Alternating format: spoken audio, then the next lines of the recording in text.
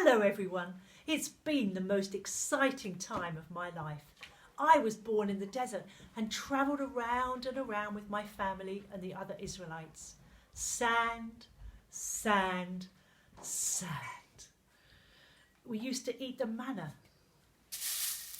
that God had provided. But my father used to tell me that one day in the promised land we'd be able to drink milk and taste honey. I wondered what they would be like. One day, finally, Joshua said that it was time for us to move into the promised land. And then God did the most amazing miracle. He held back the waters of the Jordan so that we could cross over. It felt so amazing walking where the river had been. And Joshua told the men to pick up some of the stones that had been under the riverbed, and we carried them across. And I expected us to push straight on into the land.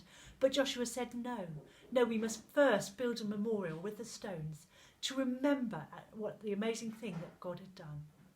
And so we did that. We built up the stones and we praised God. And we found out that the people that lived around the area, they had also heard about what God had done and how powerful our God was. And they were terrified. So I expected then that we would go straight on into the land. But again, Joshua said no. He said, no, first we must prepare ourselves. We must do what God has commanded. So we stayed there quite a while. All the men in the camp were circumcised, as God had told us to do. And then we celebrated the Passover together, remembering our amazing God.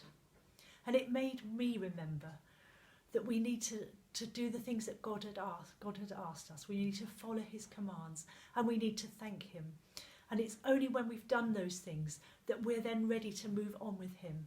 And for us, it was our chance then to move on into the promised land.